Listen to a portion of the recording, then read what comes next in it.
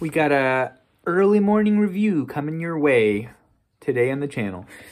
So if you're like me, when daylight savings takes effect, it just screws me all up, and we're on the verge of daylight savings. Roll your clocks back an hour this Saturday, and I start waking up at 5. It's like my body knows there's something afoot with the change in the time, and I usually wake up at 6, and then all of a sudden, I started waking up at 5 every day. So to pass the time, I build a fire in our wood-burning stove because if it's 40 degrees out in the morning here in the Manteca area where we live in the beautiful Central Valley of California. And I put on one of my many VHS movies. If you saw my last review, I reviewed one of those go-to VHS rentals from when I was a kid, Star Wars: A New Hope. And another one that I remember watching on KTLA Channel 5 Saturday matinee at the movies, that was the LA area. It still is an LA area station.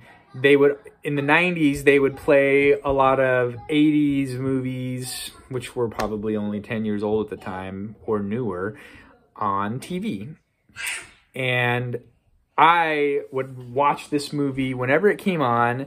And I also remember renting it all of the time as a kid from our local video rental store. I'm talking about that 1986 classic, The Money Pit. Bear with me, I got a bunch of wild kids disrupting my video. Get out! I'm doing it live! Sorry about that.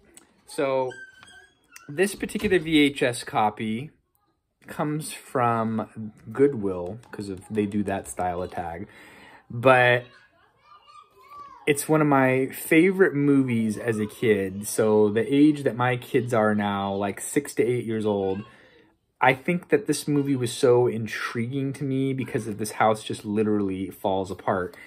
And this is like, there is always these in my mind, there is many eras of Tom Hanks. There is the pre-Academy Award winner from Philadelphia and Forrest Gump Tom Hanks. Then there's all these like slapstick comedies like Money Pit, Joel Dante, the Neighbors one or whatever that one's called. I can't, the Burbs.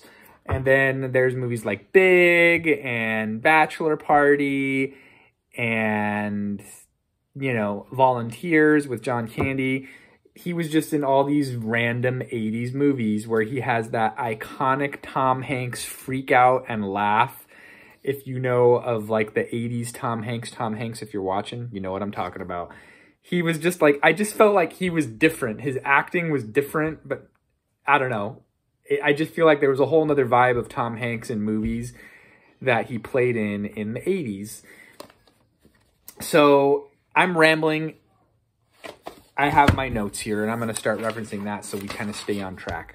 That was just off the cuff, my childhood. So, like I said, Money Pit came out in 1986. It's an hour and 31 minutes runtime, and it was directed by Richard Benjamin. It had a budget of $10 million. It grossed $55 million at the box office. Shelley Long plays the love interest Anna, and Tom Hanks plays Walter Fielding. It's interesting, I couldn't even find a last name for the Anna character. I just think of Shelley Long and I think of her in Cheers, but she was in this movie, so there you go. Anyway, one of my favorite parts of this movie was this bit player that plays the Shelley Long ex-husband, and the character is this musical conductor. The guy's name is Max. And I kind of did a deep dive on him. He was a Russian actor named Alexander Godunov. He was part of a Russian ballet, the Bolshoi group, that was part of the former Soviet Union. And I just found his character very hilarious. And he plays like this really full of himself conductor. And he defected from the Soviet Union to the US in 1979 and began his acting career. He was 6'8". Sadly, he died of alcoholism at the age of 45 in the early 90s. So this movie is based on a 1946 book titled Mr. Blandings Builds His Dream House, which was a very popular novel from what I read on Wikipedia. And then it was made into a 1948 film, the same name, Mr. Blandings Builds His Dream House, starring one of my favorite actors, Cary Grant, and the Academy Award-winning actress, Myrna Loy. And I think Myrna Loy was in a movie called Mrs. Miniver that won Best Picture. Comment down below if I'm wrong about that. And I am going to need to check that out and do a comparison here on the channel, because of that movie, they say it kind of is based, what this movie was based on. So it's just kind of like a screwball comedy, I guess you can call it.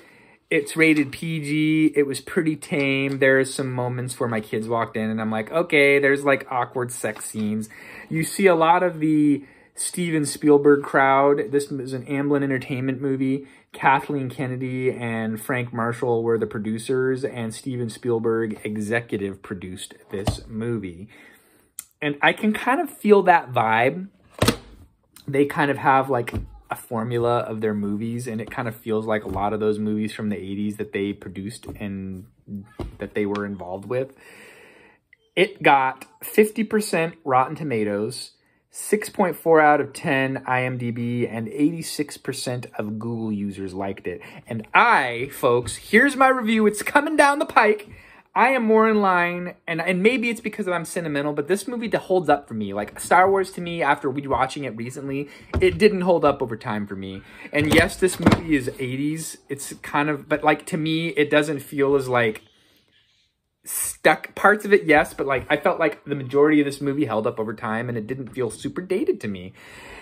I am giving this movie 4 out of 5. At first, I was thinking 5 out of 5, but then I'm just like, this isn't like, it's not The Godfather. It's not Taxi Driver. It's not like this amazing movie where it's going to be in the Library of Congress vault, but it is an enjoyable movie. I laughed, I cried, literally. I got a little emotional at the end of the movie. And then like the box says it all. It's for everyone who's been deeply in love or deeply in debt. And we are in the process of buying our first house, and I am going to be totally broke after that process is done. And so the gist of this movie, they buy this house that's too good to be true, and it's exactly what it is, and their relationship is strained. And I won't really get into any more spoilers than that. It's kind of fantastical and kind of over the top. Like, the house is literally torn limb from limb by... And this is the other thing that I was thinking about while I was watching this movie. So maybe this is kind of like a certain point of time. Like, it takes place in the East Coast. The Tom Hanks character works in Manhattan. He's a lawyer representing, like, musicians and rock bands. And his dad makes off with all of his money in a shady business deal, and then he's left destitute. His girlfriend's living in her ex-husband's apartment. He comes back home and they have to leave. And so they buy this house for $200,000. That's like $1 million house. And it's like this turn of the century 1920s house that looks aesthetically, cosmetically fine on the walkthrough. But then, folks, if you're buying a house, don't waive your inspections. This is exactly why you have inspections. If you watch this movie, now you know why you have an inspection when you're buying a house. So you're getting this house that could be worth a lot of money, but then you end up blowing all your money rehabbing it, and it puts a strain on the relationship, and it's just a disaster. People are falling and getting hurt, but they're not getting hurt, but they should be dead, kind of like a Home Alone vibe, where it's like, that guy should have died from that pitfall, but he didn't. And it's just kind of like, okay, but you know what? It all kind of works, and I'm happy, and I'm laughing, and it's sentimental, and I'm thinking, oh, this is my childhood in the early 90s watching this on TV in my mom and dad's living room. And that's probably why I'm 4 out of 5, or even almost borderline 5 out of 5. Call me crazy. I think that the 50% rating on Rotten Tomatoes is stupid, but that might have been kind of based what people were giving it off of the time period. So, oh, where did it else? Oh, yeah. So all these contractors in this movie, it's like the Eastern Seaboard. It kind of gives you that, like, hey, we're the mafia, and we're controlling the trade industries at the time because of the feds and the FBI hadn't broken up the whole crime syndicate and of the mafia. And everyone's like, oh, when is this construction project going to be done? And there's this catchphrase throughout the whole movie, 2 weeks. And how many of you have been in a rehab project and you're misled on the timelines? Even me, I work in the window treatments industry, and sometimes things happen. We say it's going to be ready in 6 to 8 weeks, and then 4 months later, you're still waiting for your product. Sorry, Steve, you know what I'm talking about. Anyway, though, that's my review, folks. Until next time, we will see you then.